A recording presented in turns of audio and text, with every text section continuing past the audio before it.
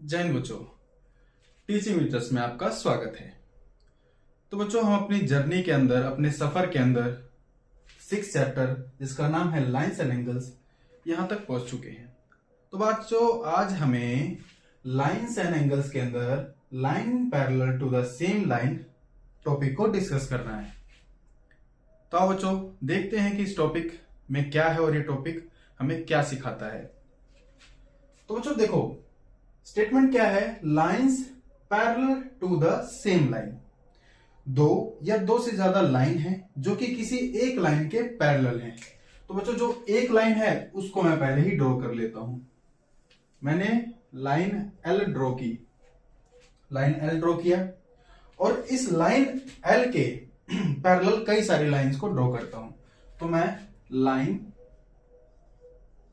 M parallel to L, मैंने एक line और ड्रॉ की जिसका नाम है एम। वो किसके पैरेलल है? लाइन एल के। तो लो बच्चों, एक लाइन मैंने और ड्रॉ कर दी एम, जो कि पैरेलल है एल के। वही बच्चों, एक लाइन मैं और ड्रॉ करता हूं, लाइन एन, जो कि पैरेलल है सेम लाइन एल के। एक लाइन और ड्रॉ करता हूं, लाइन एन, जो कि लाइन एल के पैरेलल है। तो बच्चों देखो, एम एल के पैरेलल है, एन एल के पैरेलल है, ठीक है। अलग अलग तो ये दोनों लाइन एल के पैरेलल है। क्या ये आपस में भी पैरेलल हैं? ये क्या आपस में पैरेलल हैं? तो बच्चों, इसको प्रूव करने के लिए मैं क्या करता हूं, एक ट्रांसवर्सल ड्रॉ कर देता हूं जो इन तीनों लाइंस को पॉइंट, लाइन एल को पॉइंट पी पे इंटरसेक्ट करता है, लाइन एम को पॉइंट क्यू पे इंटरसेक्ट करता है और लाइन एन को पॉइंट आर पे इंटरसेक्ट कर रहा है। क्लियर है बच्चों? हमको ये बात तो एकदम क्लियर हो चुकी होगी कि पॉइंट पी पर 4 एंगल बन रहे हैं, 1 2 3 4, क्यू पे भी 4, 1 2 3 4 और आर पे भी 1 2 3 4, 4 एंगल बन रहे हैं। क्लियर है बच्चों? मैं क्या करता हूं, सिर्फ एक एंगल ही ड्रॉ करता हूं, एंगल 1, एंगल 2 और एंगल 3। क्लियर है बच्चों? बच्चों, लाइन एम और एल पैरेलल है और हमको पता है ये 1 और 2 कैसे हैं, कोरिस्पॉन्डिंग एंगल्स हैं। तो अगर बच्चों लाइन एम और एल पैरेलल हैं और ट्रांसवर्सल टी इन दोनों लाइंस को इंटरसेक्ट कर रही है, तो कोरिस्पॉन्डिंग एंगल 1 और एंगल 2 इक्वल होंगे ना? ऐसा कौन कहता है? ऐसा एक्सम 6.3 ये कहता है कि अगर दो पैरेलल लाइंस को ट्रांसवर्सल इंटरसेक्ट करती है तो जो कोरिस्पॉन्डिंग एंगल्स के पेयर्स होंगे वो कैसे होंगे बच्चों? इक्वल होंगे। कैसे होंगे?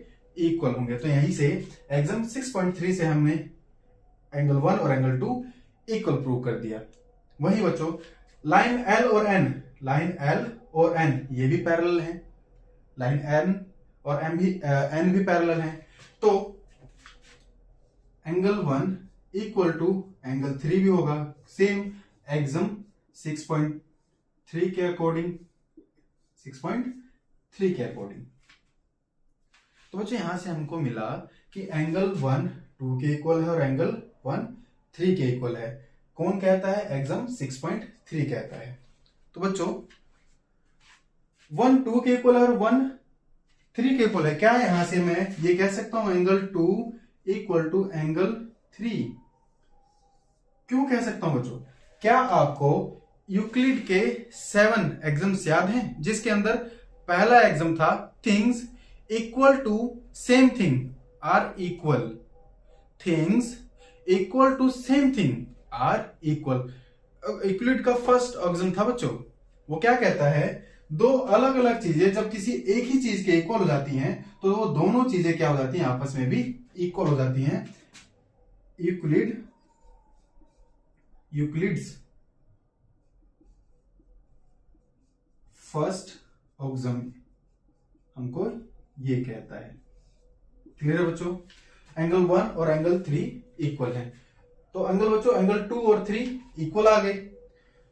तो अगर बच्चों एंगल 2 और 3 इक्वल हैं तो वहीं पर हमारे पास एक एक्सम 6.4 आता है, जो हमें क्या कहता है कि जो लाइन लाइन M, वो पैरेलल है लाइन N के। तो बच्चों एग्जाम 6.4 क्या कहता है, अगर हमारे पास corresponding pairs of corresponding angle equal हैं तो ट्रांसवर्सल ने दो पैरेलल लाइन को कट किया है। तो यहाँ पे बच्चों हमने देखा ना, हमने प्रूव किया कि एंगल 2 को एंगल 3 के इक्वल प्रूव कर दिया। और ये दोनों ही कैसे हैं बच्चों, कोरस्पॉन्डिंग एंगल है, और दोनों को हमने इक्वल प्रूव कर दिया। अगर ये दोनों इक्वल हैं तो लाइन M और N कैसी हैं, पैरेलल हैं। तो यहां से हमको क्या पता चलता है बच्चों, N M के पैरेलल है, L N के पैरेलल है, M N के पैरेलल। इसका मतलब क्या है, ये सारी की सारी लाइनें आपस में क्या है, पैरेलल हैं। इसी बात को थ्योरम 6.6 के अंदर कहा गया है। तो थ्योरम 6.6 क्या है बच्चों, lines which are parallel to the line. Lines जैसे बच्चों M और N, हमने दो लाइन मानी थी, ये दोनों लाइंस पैरेलल किसके हैं, लाइन L के। तो अगर ऐसा है, lines which are parallel to the line are parallel to each other. दो लाइन जो अगर किसी एक लाइन के पैरेलल होती हैं वो आपस में भी क्या होती है बच्चों, पैरेलल होती हैं, समानांतर होती हैं। क्लियर है बच्चों। यहां पर बच्चों हमें एग्जाम 6.3, 6.4 यूक्लिड के सारे एग्जाम्स याद होने चाहिए। तो जो इसीलिए मैंने ये बेसिक सीरीज स्टार्ट की है। अगर बच्चों हम इस बेसिक सीरीज को फर्स्ट से लेकर एंड तक पढ़ लेते हैं, समझ लेते हैं, तो बच्चों हमें 9th के मैथ में कोई भी समस्या, कोई भी प्रॉब्लम नहीं आने वाली है, इतना मैं गारंटी करता हूं आपको।